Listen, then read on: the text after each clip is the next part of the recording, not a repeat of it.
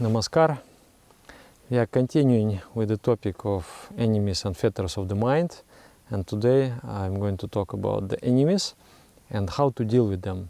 Enemies, they are, the most heavy emotions that we experience, and we love them, we hate them, and we have to live with them. You cannot kill those emotions. If you kill themselves, you are killing yourself. It's just like making a suicide, because those emotions constitute your stamina. Without them, you do not exist. You can suppress them, but you will become like a lifeless person. So we have to find other way to deal with them. What are those enemies of the mind, and why are they enemies of the mind?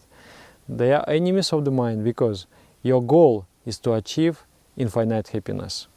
And the goal of the enemies of the mind to keep you engaged with limited and temporal objects. You aspire. If you look deep within your soul, you aspire for infinite and eternal happiness. And the enemies of the mind keep you engaged with something temporal and limited. Ask yourself, how much happiness do you want? This much? This much? This much? How much? How much? And if you think, okay, maybe this much, satisfied? For 3 seconds. Then you will think that, a little bit more, little bit more. If you follow that line of thought, you will arrive that actually you aspire for infinity. And only infinite will satisfy you, and eternal. Okay, you get infinity, but just for 5 minutes. Okay, happy? No. You want infinity for eternity. That is your goal. That is our natural goal. It is not something the goal of philosophy. It is our psychology. If you study yourself, if you're honest with yourself, you will come to that conclusion. And you can achieve it, because we spoke in the previous class about enlightenment. Yes, there is an absolute state. There is, in the grain of sand, there is entire universe. In your soul, there is entire universe. Everything is there. But you have to look inward, inside. But the enemies keeps you engaged with the external things and with the limited things. That's why they're enemies. There are 6 of them. Kama, Krodha, Lobha, Moha, Mada, Matsarya. Kama, desire or lust. Then Krodha, anger. Lobha, greed. Moha, attachment. Mada, pride. And Matsarya, jealousy. All of them are interconnected. All of them come out of each other. The first of them is desire. Out of desire, many things are born.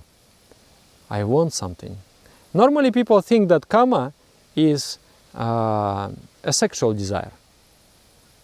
But it is a very narrow expression of kama. Kama is every desire, any kind of desire, but for limited object. For example, I want to buy that car. I want to buy it badly. That is kama. I want to eat that food. That is kama. I want to marry that girl. That is kama. So that is the physical desire. I mean, it's not physical. Desire for limited object. Desire for fame, for name, for money. All of that is kama. And out of kama, anger is born. If you want something, but you're not getting it, then how do you feel? You feel angry.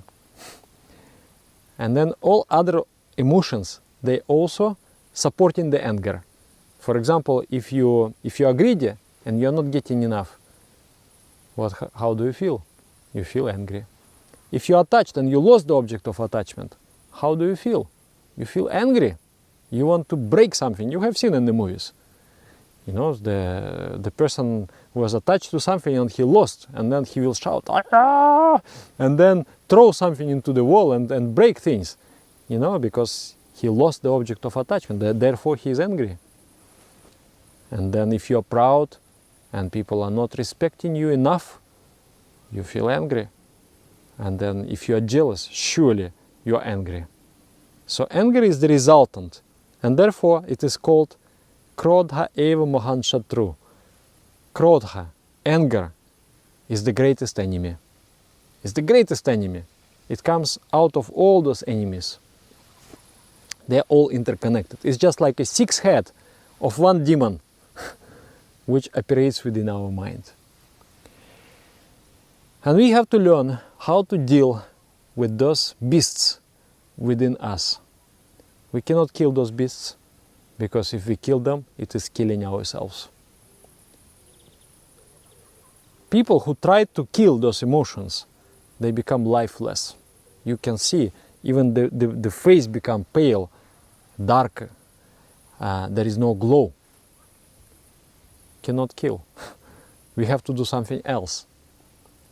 So those beasts have to be domesticated and have to be purified and elevated. And they become very good beasts. They become very working beasts. And they propel you towards spirituality. There are 4 ways how people deal with their emotions: denial, expression, suppression, channelization, sublimation. Denial is when you have an emotion, but you deny. For example, you have greed or you have lust for something, but you deny it. For example, you are enslaved by alcohol. But to other people you say that, oh, I don't have problem. I'm not an alcoholic. I'm just drinking because I like to socialize, this and that. Anytime I can quit this habit. Anytime I can quit smoking. No problem. So that is called denial. You are in denial. It doesn't help us, because even I deny, I don't have a problem, but still I have a problem. My health suffers, my relationships suffer. So that kind of way to deal doesn't help. Another way is to express. I want something, I take it. Sometimes I feel easier, but if I just live like that, my life is going to be ruined.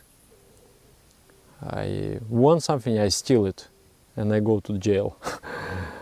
Or I'm married and I want another woman. My marriage is ruined. So expression is easy, it feels good, but it ruins our life. Suppression. I want something, but I think it's going to ruin my life. I shouldn't do. So I don't do. It's like, you see the river, it's flowing. Now it's not much water there. So it is flowing very in a gentle way, very slowly it moves. Now I will put the wall there, the dam, and the water will start to rise. The water will start to rise, the water will start to rise. The moment comes, the dam will not be able to hold the water, and the water will break the dam. And then there will be great downfall. There will be great release of emotions and many crazy things. In that state, when there is so much energy bottled up in my mind, I can do so many crazy things.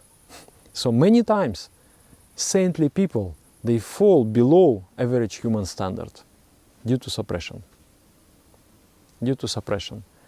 And then there is another one, channelization.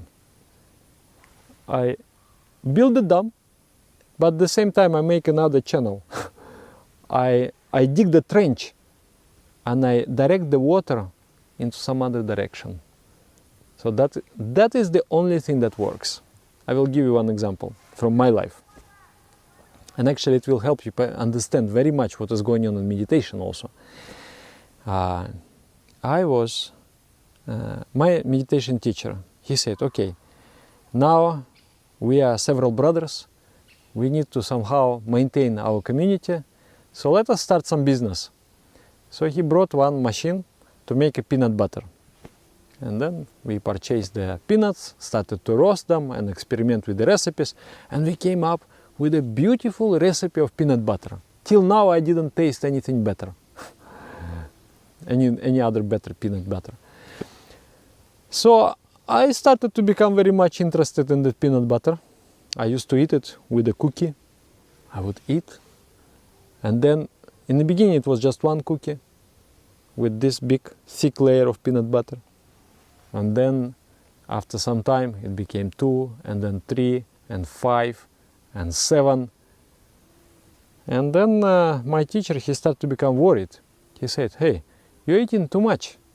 You're eating too much of that peanut butter. It's going to affect your health. It's going to affect your meditation also.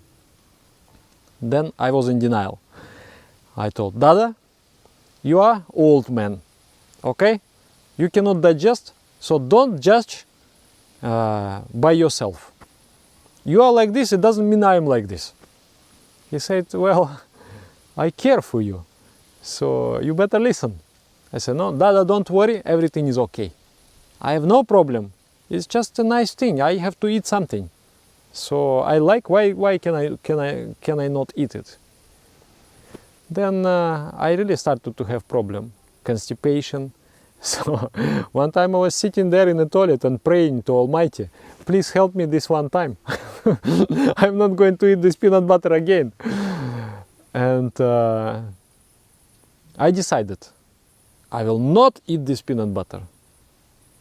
It was an impulsive decision. I am not going to eat it. I'm fed up with this. And I told all my brothers, I told that, look, this peanut butter is unhealthy. I will not eat. You should also not eat. And they say, well, you decide for yourself. You don't decide for us.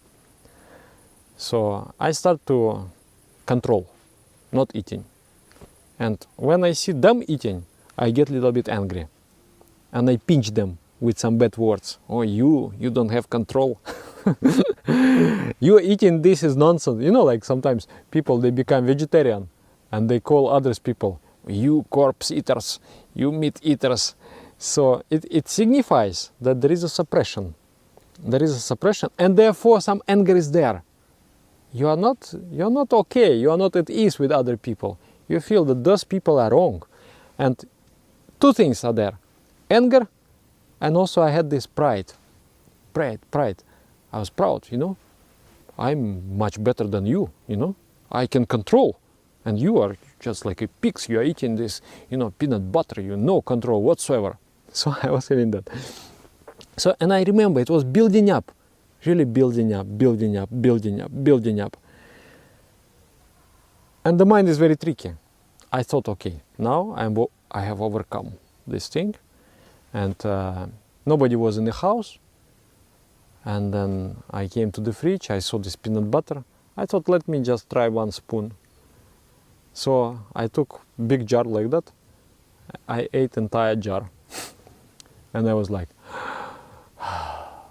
hating myself. It's like, you worthless person, no willpower. You know, feeling very, very bad. And also I feel shame that, you know, what my brothers will think about me. So I thought, okay, this suppression doesn't work. Okay, then let me express. I will eat as much as I want. One day I'm going to get fed up with this. I will become nauseous. I will not want to eat. And then, really, I'm eating so much. I feel aversion for 2 days. And after 2 days, I want to again. And I become dependent on it. And then the final way, channelization.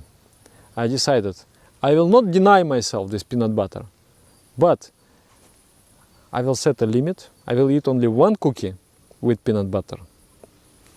And before eating, I will meditate. And that is exactly channelization. Like, I build a dam. It's just one cookie. I want to eat 10. I build a dam, yes. I hold that energy, hold that desire. But at the same time, I make a trench and I put water there. So the trench is that I go into the meditative state and I enjoy meditation. So I get happy in a different way. and then I am not dependent from the peanut butter to get my happiness. And this is the only way which works. In the brain, there are neural pathways. The neurons, they interconnect and they create a pathway through which the electrical energy passes. And the more often you repeat something, the stronger pathway is created, and harder it becomes to break that habit. For example, if the person has smoked for 30 years, there is just a big highway in his brain, and it is so easy for him to get happiness in this way. It means so easy to get pleasure in that way. So naturally, energy of the mind flows there. So he becomes addicted. He becomes completely enslaved by that habit. And if you discover positive emotions, noble emotions, and you bring the water there, water is the psychic energy, you bring the water there, you, instead of enjoying the physical world, you enjoy the intellectual world, you enjoy the spiritual world. You get happiness there, you don't have to get happiness here. So you build another spiritual pathway. Oh, a spiritual pathway, neural pathway. You build other pathways. You create new habits. You create new ways to receive pleasure. And you become less dependent of the primitive ways. So this is the way. This is the way. And sometimes in meditation people ask, many times people ask me this question, Dada, I feel angry after meditation. Then I say, you must, it means you have a wrong idea of meditation. You are suppressing yourself in meditation, and you are not finding a new way to receive happiness. The mind receives little by little small happinesses in the form of dopamine hormone and this kind of serotonin, dopamine, all this chemistry. We hear something, or for example, today is very addictive, the social networks. You read some news, you receive a letter. So you are checking your WhatsApp every time. You are checking your Telegram, you are checking your Viber all the time. You are checking your social networks because you are receiving a small little bits of happiness, bits of hormone. Is a kind of hormonal addiction. So that's why in meditation, when you sit and you close the doors and windows of the mind, and you're not receiving anything of that, you behave just like a drug addict behaves to get through the night, you know. He needs a dose. Immediately he wants to have a dose. If you deny the dose, then he will be very angry. So that's why in meditation, when we sit and we just suppress, some people think that meditation is not thinking. It's the state of not thinking. This is a very dangerous notion about meditation. If you just suppress your mind, you're going to have problems. You're going to have problems. So instead of suppressing the mind, we should find a positive emotion. For example, I sit in meditation, I repeat mantra, and I need to find a way to enjoy it. So I have to bring the mind into this disposition that, oh, I sit in calm. I don't owe anything to anybody. For the next 10 minutes, I'm free of my obligations. So I can just enjoy this calm. And I repeat mantra with love.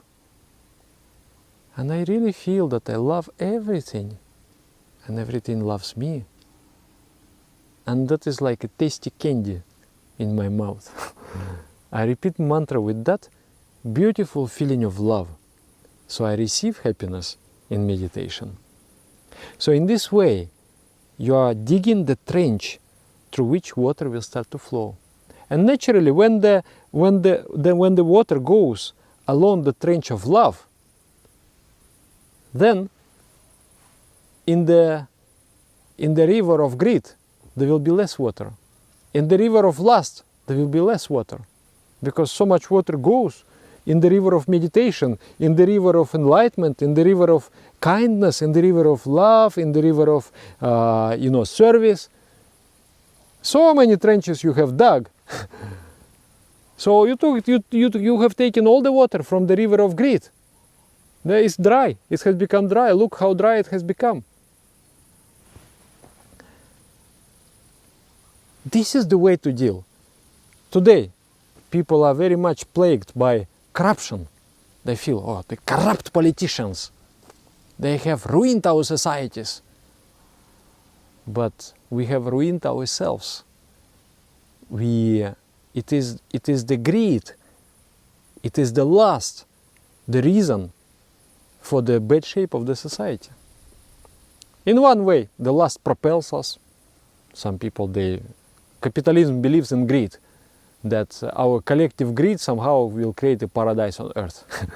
That I want so much money, and that's why I will work hard, and my hard work will benefit others. It doesn't work like that. Actually, the benevolent intentions in the mind, I want to serve humanity, I want to uplift humanity, I want to make something beautiful contributions to humanity. This is what matters, and greed corrupts the society. So how to overcome greed? Like in some totalitarian societies, they believe that if we implement a very strict punishment, nobody is going to do crimes, nobody is going to do corruption. Still they do. People are killed, people are shot, but they still do some corruptions. Because that force is so strong, fear is not able to stop it sometimes. So the only way is to dig the trench, is to learn how to get happiness not from the material world, which is limited. And obviously if is enough for everyone, but not enough to satisfy everyone's greed. So we need to dig the trench of love. We need to dig the trench of kindness. And I felt in myself, I felt that I don't need many things that other people are dying for, because I'm very satisfied. Why do I need to have that? What I have is enough for me. And what I need to do now, I want to do service, because I have enough, so I can give to others. There is one beautiful story.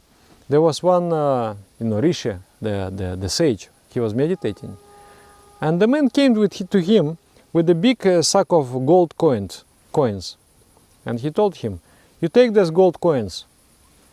And then Rishi asked, "What do you want?" He said, "I want to become more rich. I want to become richest man in the world." He said, "You're already very rich, aren't you?" He said, "Yes." "And you still want to become more rich?" He said, "Yes." "Then you take those coins back, because you need them more than I." You need them more than I. You have so much money, but you're still in need. You're a poor man, but I'm a rich man. So the channelization. And the ultimate channelization. Okay, one way to channelize is, for example, to experience good emotions. Today one person asked me, he said, for example, I feel lost, I have a girlfriend, but I want all other girlfriends also. Means I have other women also. What I am to do? I say, look, if you really love your girlfriend or wife, you will not need to go anywhere else, because the love itself satisfies. But love is something you need to build. You need to learn how to love. Love is everyday acts of kindness. You give something, you bring water, my dear, take some water, it's good for your health. You say good words. So you develop the emotion of love, and you become independent on the emotion of lust. So this is the way. Or for example, you feel so much greed for food, and then after, for example, if you cannot stop taking your lunch, you make that after lunch I'm going to watch some interesting movie. so energy goes there. Your happiness is there. So you feel like, let me finish quickly and I will go to watch. Or I will read nice book. So you channelize from crude to subtle. From crude to subtle, to subtler, to subtlest. And then like through the intellectuality, through books, through movies, through theater, rich cultural life makes you less dependent on the crude instincts. And then rich aesthetic life. And then rich spiritual life. And then finally you just don't have that. But the ultimate, now about spiritual life, the ultimate way to channel our emotions, there is something in our body which is called Kundalini shakti. Kundalini shakti. That is a dangerous force. So the body has to be prepared, the mind has to be prepared. You prepare the mind through yoga and meditation. And then the moment comes when you are ready to rise that force, elevate that force within yourself. I will record another big video about this. It's the arousal of the Kundalini Shakti happens by the implementation of mantra. You repeat the mantra and you have the thirst in your mind. I want to merge myself with the Supreme Entity. In that case, Kundalini starts to rise. And when it rises, you experience divine ecstasy. Even it rises a little bit, just 1 inch. The first movement when it happens, when the Kundalini reaches to the second chakra, you feel the presence of the Supreme. Everything. You feel just everywhere, the divinity is everywhere, among those leaves, everywhere, in the grass. And you feel so happy with that. It's a state of divine peace and enjoyment. And then it reaches to Manipura, even greater ecstasy. And then it's another topic, it's another big topic. So that is the final channelization. And the enemies, they turn into the gods. Like for example, lust, when it is sublimated and elevated, it becomes what? It becomes prema, divine love. Your lust for the physical object has turned inside, and it has become your desire, your longing for the Supreme Entity, for the Supreme Consciousness. And this is what happens. And due to that desire, Kundalini rises. That's why without this desire, if you kill the beast, who is going to pull your Kundalini upward? So you have to educate the beast and make the beast into angel. And then, for example, if greed, is greed good? Can the greed be good? Greed, if you desire the infinity, how much of Supreme Consciousness? 5%? No. 10%? No. 50%? No. 100%, I'm a very greedy person. That greediness is very constructive. I want to be greedy like that. That is called Vistara. The thirst for expansion of consciousness. I want everything of that, not 1% less. Then attachment. I am very attached to the Supreme. Attachment. Should I lose the Supreme? For example, if to choose between my hand and the Supreme Entity, okay, take my hand. Because I'm attached to the Supreme. I'm less attached to my body. I'm less attached to my things. But to the Supreme Consciousness, I'm very much attached. And therefore, I'm not afraid of anything. Because I cannot lose the Supreme Consciousness. But other things I can lose. So attachment also creates fear. It is the fear to lose the object of attachment. Lust creates attachment. I want something, I got something, I enjoyed it, now I want to enjoy it all the time. And I cannot stay without that object. That is attachment. When you get fear, and when you lose the object of attachment, you feel pain and you feel anger. Then pride. Can I be proud? Yes, you can be proud of the Supreme Consciousness. You understand that whatever good is in you, it is actually by the grace of the Supreme Consciousness. Shouldn't I be proud of the Supreme Consciousness? Yes, I should. And then jealousy. One time I experienced the jealousy towards the divine. I was trying really to go into the spiritual ecstasy, but then I couldn't. But person just before me was sitting and meditating and bam, collapsed into the state of samadhi. And I felt like, what is this? Why you come to this person and not to me? God, don't you love me at all? I was very angry, actually I was very furious with God. I was like, you very unjust to me, but that emotion keeps you in touch with the Supreme. You are thinking of the Supreme. As you think, so you become. And you maintain your connection with the Supreme. So it becomes very constructive. In the scriptures, Radha and Krishna. So Radha was very jealous about Krishna. Don't look any other place. You belong to me and to me only. You are not, it's not like, oh, God is with everybody, so he is with me. No, God is only with me and not for anybody else. Only in this relationship, nobody is there. Only you and me. You don't look anywhere else. You are mine. You are mine. And it's difficult to judge what God likes, but what gurus say about God, they say that God loves this jealousy. He loves when you are jealous with Him. He loves that you want Him alone for yourself. You don't want to share with Him with anybody else. So it's very constructive. And then anger. Anger, there is, when you elevated your emotions, then anger can be sentient, sattvic, white anger. Means you can shout on the person just to destroy some darkness in him. But inside, not becoming dark. I am very calm inside. But I will express like a thunder. And I will be very scaring just to destroy some darkness in you. So that is called white anger. That can happen if you have mastered all the other enemies, if you have transformed them into the deities, if you make gods out of them.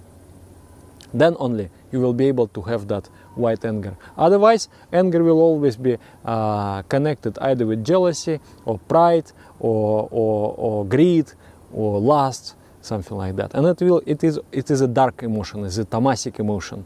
It creates, I think when you have experienced anger, it's like your mind goes very much down. Your mind goes very much down. So, yeah.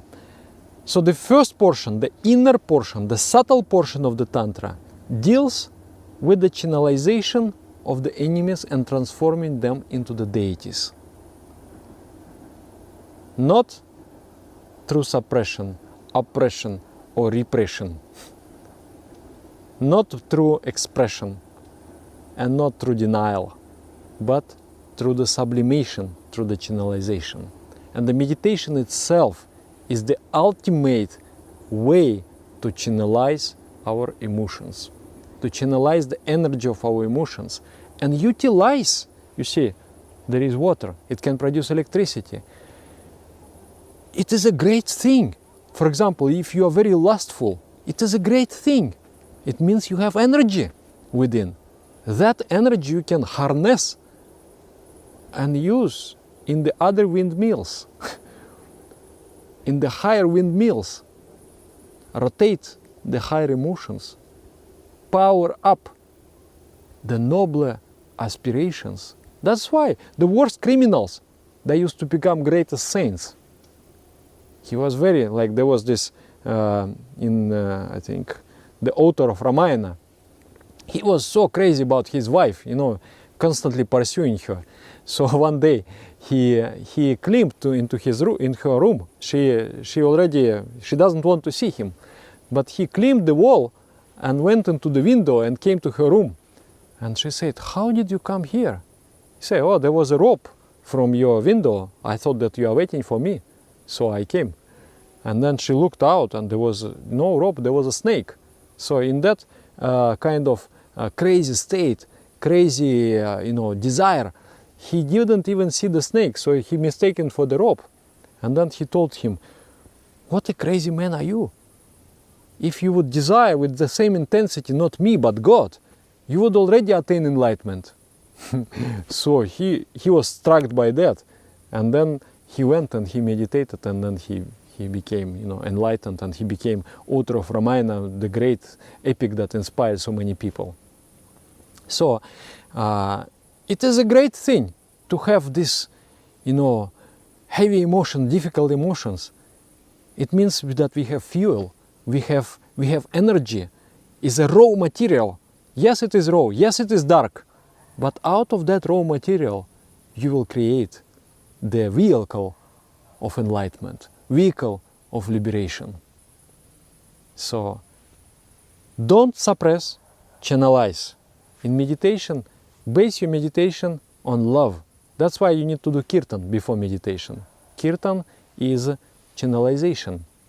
You move, but already you start to enjoy the spiritual idea, and then you want to stop, not to move, and completely understand the spiritual idea in meditation. Feel love in meditation, and then you will feel that slowly, slowly, all your needs, they're becoming less and less. You don't feel dependent on anything. You just feel you live happily. You are enjoying the sublime, subtle, and sweetest happiness, which is only there, which there is. So I hope I could explain this topic. If you have any clarifications, please write in the comments, and I will try to answer. And also share the videos. If you like the videos, please share.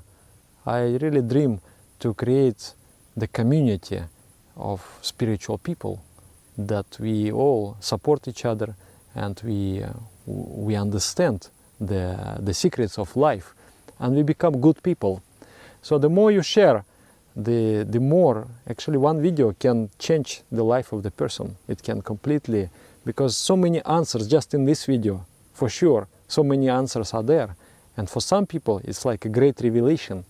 So you can contribute towards the development of the meditation steps by simple actions. Just post it in your Facebook, post it in your social networks, or share. Yeah. Thank you very much. Namaskar.